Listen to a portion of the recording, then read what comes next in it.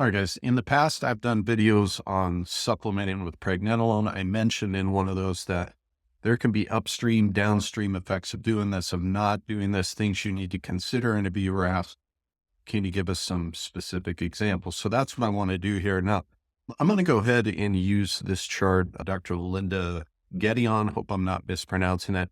I want to use this because it's the simplest chart I found, and you can begin to see just how confusing when you start supplementing with any hormone, the effects can be pretty wide ranging. So I think this is going to kind of drive this point home. Now here, let's talk about upstream from pregnenolone. Cholesterol is a precursor, so we need that to make pregnenolone. But what the chart doesn't show, we also need vitamin A, natural vitamin A. We also need good thyroid function. So yes, you can supplement with pregnenolone, but if you don't have, for example, good thyroid function, you're not going to be addressing the root cause. Hopefully that makes sense. So that's an upstream example. As far as downstream, let's just think about testosterone. Okay. Let's say you're a man and you're supplementing with testosterone replacement therapy. Now keep in mind, pregnenolone can be made into one of two things right away, progesterone, or it can be made into DHEA. If you're supplementing with testosterone from the outside, your body's going to recognize that. And what we can see happen is that you're going to have a negative feedback loop that's going to feed all the way back and decrease production of progesterone and decrease production of DHEA.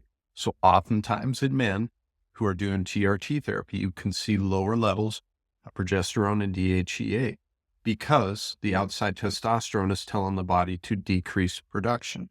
Okay, so that's more of a negative feedback loop. So those men may need to supplement with these things. The same thing with estrogen. Okay, so there is a lot of wide-ranging effects. Another one would be if somebody's under a ton of stress and they're making high cortisol levels, this is going to eat up more pregnenolone, basically.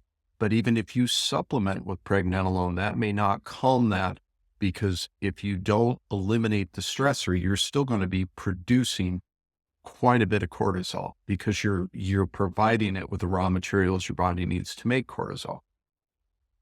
I guess if anything, hopefully what this drives home is that I'm a big fan of pregnenolone. I think it's safe. I think it's often wise to supplement with it if it's needed. But if you're not addressing the root cause, whether that's, hey, you have low testosterone levels because your lifestyle is poor, you're not eating in the right way, or you're making a ton of cortisol because you're putting a bunch of stress on your body in the form of constantly eating in a caloric deficit, or you're not getting enough sleep, or you're doing all these things.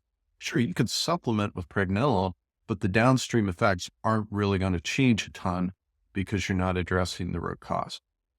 The same thing with your thyroid function. You can supplement with pregnenolone, but if you don't have good thyroid function, you're not addressing one of the root causes that help you make pregnenolone. Hopefully that makes sense. That's what I meant by the upstream and downstream effects of supplementing with pregnenolone. Just like this, guys, other videos that would be helpful for me to cover that you have questions on, please let me know in the comments. I will do my best to get those videos out as soon as I can. I hope this was helpful. See you in the next one. Thanks.